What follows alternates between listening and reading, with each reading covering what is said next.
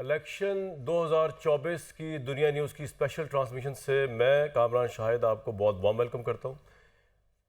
ये इलेक्शन जो होने जा रहा है, अभी मैं फैफन की रिपोर्ट पढ़ रहा था, पाकिस्तान के हवाले से बड़े एजाज़ की बात है कि पाकिस्तान 5th बड़ी डेमोक्रेसी है इस लिहाज से कि कोई 12 करोड़ 80 लाख वोटर्स जो हैं वो इसमें वोट डालेंगे। और इस तरह ये भारत, इंडोनेशिया, अमेरिका, ब्राज़ील के बाद पाकिस्तान में सबसे ज़्यादा वोटर्स की तादाद है जो अब की दफ़ा 8 फरवरी को वोट डालने जाएगी।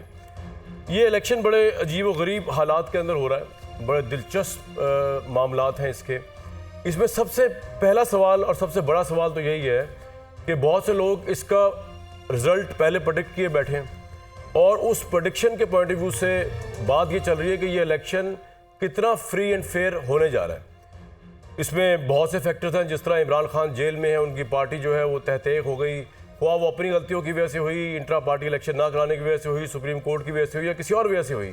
लेकिन ग्राउंड के ऊपर इस वक्त सिचुएशन यही है कि लग ये रहा है कि सिर्फ एक पार्टी जो है उसको एक तो खुला ग्राउंड भी मिला हुआ है और वही पार्टी जो है वो लीड करती भी नज़र आ रही है, क्योंकि उसके मुकाबले में है ही कोई नहीं। वो इसलिए लीड करती नज़र नहीं आ रही कि वो उसका मुकाबला जो है उसके मुकाबले में दूसरी पार्टी वीक है, उसके मुकाबले में पंजाब में दूसरी पार्टी को है ही नहीं।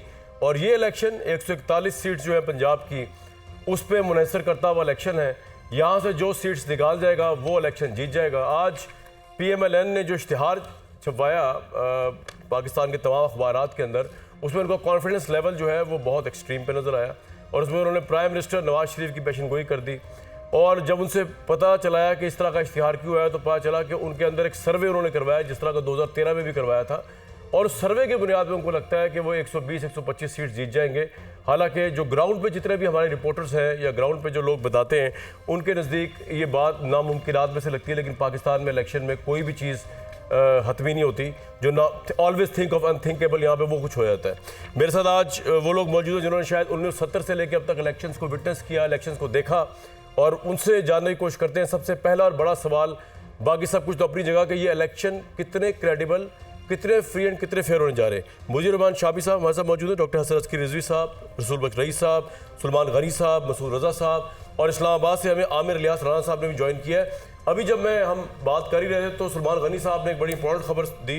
सलमान साहब, आप बता रहे थे कि NH-46 से शोएब शाहीन साहब जो है वो चेंज हो गए PTI के उम्मीदवार। दो उम्मीदवारों की उनकी बड़ी इंटरेस्टिंग बात आपने बताई कि दो उम्मीदवार उन्होंने तब्दील किए। उनकी जगह जमशेद महबूब मुगल, शिराज कियानी और चौधरी इलियास, ये उन्होंने 3 अपने कैंडिडेट, और इसकी वजह अब तक पता नहीं चली, उन्होंने दी। मैं अगर क्विकली आप लोगों की इजाजत हो तो आमिर साहब, क्योंकि इस्लामाबाद में आमिर इलियास साहब, अगर आपकी नज़रों से खबर गुजरी है कि शोएब शाहीन जो कि इतने क्लोज PTI के और जिस तरह वो डिफेंड करते थे, NH-46, एक तो आप तस्दीक कर रहे हैं ये खबर ऐसी है NH-46 से शोएब शाहीन को चेंज कर दिया गया PTI कैंडिडेट के तौर पे, और क्यों चेंज किया गया?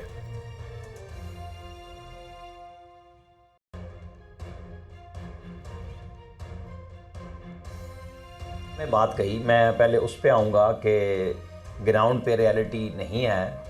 और आपके पास हसन अस्करी रिजवी साहब का आपने नाम लिया, जो चीफ मिनिस्टर थे गालिबन पिछली दफ़ा, है ना ऐसी बात, केयर टेकर। और इस दफ़ा मोहसिन हाँ जी, केयर टेकर चीफ मिनिस्टर। मकसद मुराद मेरी वही इलेक्शन के दौरान है। जी जी जी। जैसे अभी सोशल मीडिया पे चल रहा है कि मोहसिन नकवी को नवाज दो के नाम से हैशटैग शुरू कर दिया है कि जी वो चेयरमैन PCB हो गए हैं। ठीक है, तो ये चीज़ें चलती हैं, प्रेडिक्शन भी होती है। किसी एक चैनल पे जाएं तो वहाँ मुख्तलिफ ख्याल लोग बैठ के बात कर रहे होते हैं और वो किसी के साथ कोई भी एग्री नहीं कर रहा होता। हर एक की पसंद नापसंद, और कुछ का तज्जिया होता है, कुछ की अपनी एक रिपोर्ट होती है कि वो उसको कैसा समझते हैं, तो वो उस बुनियाद पे बात कर रहे होते हैं। ये ग्राउंड पे क्या है, ग्राउंड पे देखें ना, आप और हम जो बात करते हैं, कहीं हमने छुप के तो नहीं की बात कि एक क्या ये ऐसा मुमकिन है कि जी जो पार्टी जीतने जा रही है और उसके मुकाबले में PTI का निशान भी नहीं है, उसके लोग भी नहीं हैं, तो फिर जो जीतने जा रही है उसके जीतने में अमर माने क्या है? अब क्या वो PMLN का नाम बिलावल भुट्टो भी लेते हैं और पहले PTI लेती थी और फिर इस्टेब्लिशमेंट का नाम लेने लगी, तो 9 मई का हमला इस्टेब्लिशमेंट की पाकिस्तान की रियासत पे हुआ था, तो जवाब भी वहीं से मिल रहा है ना, और मुस्तकिल मिल रहा है, और अभी मिलने के काफ़ी इम्कानात इसके मौजूद भी हैं कि वो जवाबात अभी ख़त्म नहीं हुए। आज जैसे 498 लोगों की हाज़िरी हुई है डयाला में, जिनमें शाह महमूद और इमरान खान भी थे, लेकिन उनको सामने नहीं लाया गया। उनकी डेट एक और फर्द जुल्म का इम्कान है उसमें 9 मई के, बिल्कुल आज समाअत जारी है डायलॉग। मतलब वो उनको नकूल मिलेंगी और उसके बाद अगली डेट फर्द जुर्म की आ जाएगी। आज जमानत की थी जो 12 पे चली गई और शेख साहब की चली गई इलेक्शन के बाद अगले मतलब हफ्ते वाले दिन पे चली गई है 10 तारीख पे। तो शेख साहब आज खासे डाउन थे और वो जो घेराव जलाओ में साथ थे इमरान खान के, वो सिर्फ ये कह रहे थे कि मैं तो साथ ही खड़ा रहा, क्योंकि उनको अभी भी उम्मीद है लोगों से कि शायद पीटीआई के कुछ लोग उनको वोट करेंगे। ठीक। आप शेख साहब के बयानात देखिएगा ज़रा इलेक्शन के बाद कि वो खान साहब के परखच्चे कैसे उड़ाएंगे। वो कभी माफ़ नहीं करेंगे इस बात पे कि वो समझते थे कि मैंने तो निज़ाम मुस्तफ़ा का नाम लेके। तो आप कह रहे हैं कि ग्राउंड यही है कि पीएमएलएन की टक्कर की कोई पार्टी इस वक्त मैदान में नहीं है पंजाब में। पीएमएलएन के उनको ग्राउंड मिला हुआ है। मिला हुआ, ठीक है। 2018 में हसन अस्करी रिजवी साहब के दौरे वजारत आला में पीटीआई को ग्राउंड फराम कर दिया गया था और उनके लिए सख्तियां थी। कुछ फर्क 9 मई वाला आप ये ज्यादा है। कहना चाह रहे हैं कि हसन अस्करी साहब ने किया था ग्राउंड प्रोवाइड। शामी साहब सर नहीं मतलब वो नाम लिया जाता है, मैं जानबूझ के थोड़ा लाइटर सर वो एक बात कर रहा हूँ। आमिर भाई आपने शोएब शाहीन का नहीं बताया, जिसकी वजह से मैं आपकी तरफ पहले आया था कि शोएब शाहीन को चेंज किया गया। उनको हल्का ही मैं असल में शोएब शाहीन साहब का, मैं सच्ची बात है हाँ नहीं मैं चेक नहीं कर सका हूं कि मैं आपको अभी बीच में मैं बता दूंगा। चलिए आप जरा चेक तो करें प्लीज। खबर क्यों देंगे जी जी मैं बता देता हूं आपको। ठीक शामी साहब। हाँ जी सर इस इलेक्शन पे क्या ये सवाल किया जाए भाई किसकी कैंपेन अच्छी चल रही है, किसकी नहीं कैंपेन अच्छी चल रही है? ये सवाल किया जाए कि भाई इसका तो रिजल्ट पहले ही हो चुका है, क्योंकि ग्राउंड पे सिचुएशन ऐसी है कि नजर आ रहा है कि नवाज शरीफ के अलावा और कोई प्राइम मिनिस्टर बन नहीं सकता अब, या चीजें मैनेज हो रही हैं? देखें वो कहते हैं ना कि जब तक चाय में और होंठों के दरमियान सर एक फासला तो रहता है ना, जब तक आप प्याला मुंह को ना लगा लें। तो 8 फरवरी को कौन होगा, कितनी नशिस्तें मिलेंगी और आज़ाद उम्मीदवार कितने होंगे, पीटीआई के हमायत याफ्ता कितने होंगे, पीपल्स पार्टी के पास हाथ में क्या आएगा, यानी बहुत सी चीज़ें हम अभी यकीन से नहीं कह सकते। एक बात तो तय है कि पीटीआई को सेटबैक हो चुका, लेकिन आप ये देखें कि पीटीआई के जो लोग हैं, जो उसके उम्मीदवार हैं या जो भी इस वक्त उनकी क़यादत है, वो बेहौसला नहीं है, वो मैदान छोड़कर नहीं भागे और वो मुसलसल अभी मैदान में है और लोगों से कह रहे हैं कि उनके आज़ाद उम्मीदवारों को वोट दें। और अभी भी वो मुतमईन हैं और उम्मीद रखते हैं कि उनके लोग मुंतखब होंगे। कितनी बड़ी तादाद में होते हैं ये 8 फरवरी को मालूम होगा। तो इसलिए इंतखाब तो हो रहा है ना, तो उससे हमें तवक्को रखनी चाहिए। जो भी होगा, इंतखाब का होना जो है वो ना होने से बेहतर है। सही। तो हम आगे की तरफ बढ़ रहे हैं और एक हुकूमत उसके नतीजे में कायम होगी और अपोजिशन भी वजूद में आएगी।